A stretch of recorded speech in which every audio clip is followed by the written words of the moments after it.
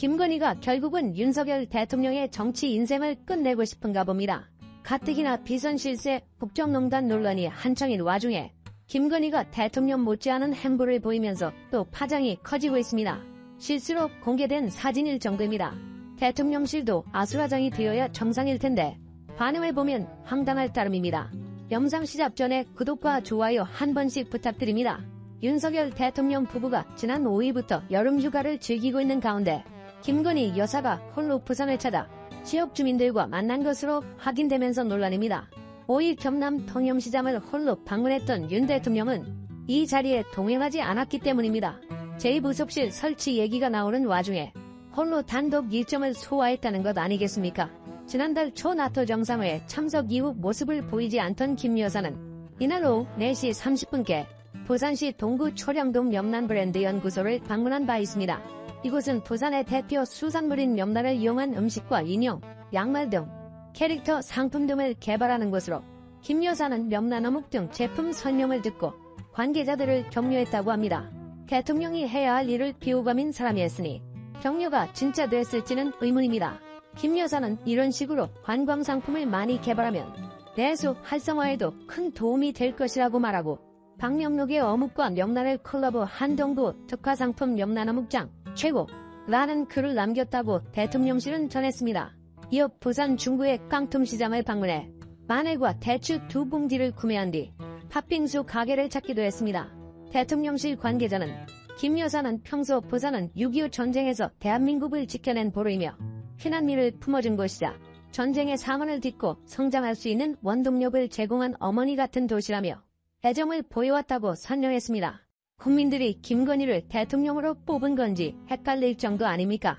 윤 대통령이 일부러 논란을 피하기 위해 김건희를 내세우는 것이라는 의혹도 제기되고 있습니다.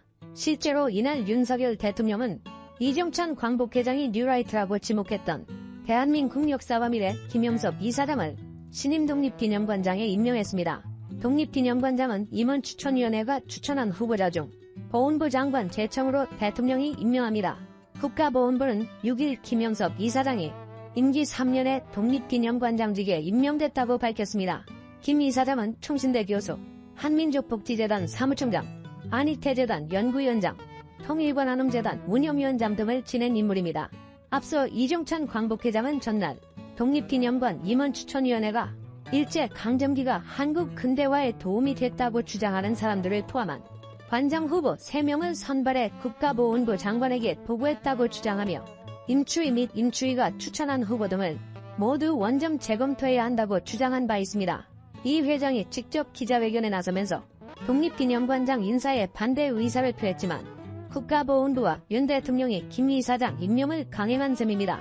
이 회장은 기자회견을 통해 김 이사장을 겨냥 이승만 대통령을 우파, 김구 주석을 좌파로 갈라치기 하거나 임시정부 역사를 평가절하하며 대한민국은 1919년 대한민국 임시정부로 건국된 것이 아니라 1948년에 건국되었다고 주장해왔다고 비판한 바 있습니다.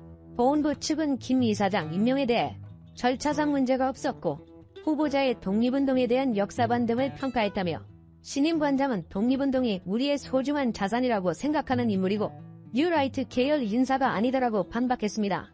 이뿐만이 아닙니다. 윤 대통령과 검찰의 무더기 통신조회도 여전히 논란이라서 이를 비판하는 언론도 많아지고 있는 실정입니다. 윤석열 대통령 명예훼손 사건을 수사하는 서울중앙지방검찰청 반부패 수사일부가 언론인과 정치인을 상대로 전방위적인 통신조회를 한 것을 두고 통신조회 제도 개선을 요구하는 목소리가 커지고 있는 상황인데요. 이번 기회에 통신조회 제도 자체를 바꿔야 한다는 주문인 겁니다. 중앙일보는 통신조회가 사생활 침해는 물론 검찰이 언론의 취재원 정보까지 확인할 위험이 있다고 경고했습니다. 검찰은 이달 초 정치인과 언론인 등에게 통신 이용자 정보를 이동통신사로 제공받은 사실을 문자로 통지했습니다. 검찰이 통신 정보를 제공받은 시점은 올해 1월로 약 7개월이 지나서야 정보 제공 사실을 알린 것입니다. 통신 조회를 한 곳은 서울중앙지검 반부패 수사일부로 당시 윤석열 대통령 명예훼손 사건 수사를 담당하던 곳입니다. 다수 언론사 기자들과 정치권 인사들이 통신조회 대상이 됐습니다. 민주당 내에선 이재명 전 민주당 대표와 추미애 의원 등 139명이 통신조회를 당했습니다. 현역 국회의원 19명도 포함입니다. 이에 대해 중앙일보는 7일 사설 언론인 정치인 전방위 통신조회 검찰이 불신 키웠다 해서 검찰 입장에서 법적 기한은 지켰다지만 7개월이나 늑장 통보할 사안이었는지 이해하기 어렵다고 지적했습니다. 그러면서 윤석열 대통령 명예훼손 사건이 엄청나게 복잡한 사건도 아닌데 검찰에 그 많은 언론인과 야당 정치인의 통신 정보가 꼭 필요했던 것인지 묻고 싶다고 했습니다.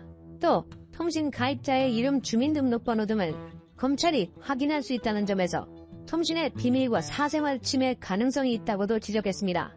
여기에 기자의 취재원 정보까지 검찰이 알게 된다면 취재 활동 위축과 언론 자유 침해도 우려된다고 밝히기도 했습니다.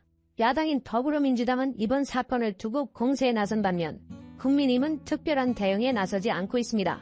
2021년 공수처가 윤석열 당시 대선 후보 관계자 통신조회를 한 것이 드러나자 윤 후보는 미친 사람들 아니냐, 게슈타포나 할 일이라고 비난했던 것을 생각하면 정말 웃긴 처사인 것입니다.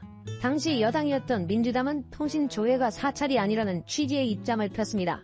한겨레는 사설 사찰 논란 검찰 통신조회 이번엔 바로잡아야 해서 검찰이 언제든 수사 면목으로 자의적 판단에 따라 사건과 관련 없는 일반 시민의 정보까지 조회 수집한다면 그런 나라를 자유민주주의 국가라 할 수 있나라고 꼬집었습니다. 그러면서 윤석열 대통령도 대통령 후보 시절 고위공직자범죄수사처로부터 통신조회를 당한 적이 있다. 윤 대통령은 지금 미친 짓을 한 검찰에 왜 아무런 말도 하지 않는가라고 지적했습니다. 또 통신조회가 경우에 따라 수사에 필요한 절차라 하더라도 이처럼 무차별적으로 방대하게 이루어지는 건 민주사회에선 정당화되어서는 안 된다고 경고했습니다. 국민 기본권에 영향을 미치는 수사 행위는 기본적으로 법원의 허가를 받아야 한다. 검찰이 다시는 이런 짓을 못하도록 우리 사회가 대책을 마련해야 한다고 밝히기도 했습니다. 국민의힘 내부에선 친한계를 중심으로 통신조회 제도 개선이 필요하다는 목소리가 나오고 있을 정도입니다. 동아일보 보도에 따르면 친한계 핵심인 장동혁 최고위원은 최근 통신정보 조회에도 법원의 영장이 필요하다는 점에 대해서는 공감한다며 제도 개선 필요성을 언급했습니다. 세계일보는 일각에선 전기통신사업법이 무분별한 대규모의 통신 이용자 정보 조회를 야기하고 있다고 지적한다고 보도하기도 했습니다. 윤석열 대통령은 무슨 생각을 가지고 있는 것인지 알 수 없습니다. 어쩌면 아무 생각도 없기 때문에 그럴 수도 있습니다. 이재명 대표가 영수회담을 제안했는데도 대통령실은 신중로를 펼치고 있습니다. 너무 이상하지 않습니까? 대통령실 관계자는 전날 이 전 대표의 제안에 대통령이 휴가를 떠난 상황이라 입장을 말하는 것이 적절치 않다며 민주당 경선이 진행 중인 만큼 경선이 끝나야 논의를 해볼 수 있을 것 같다고 말했습니다.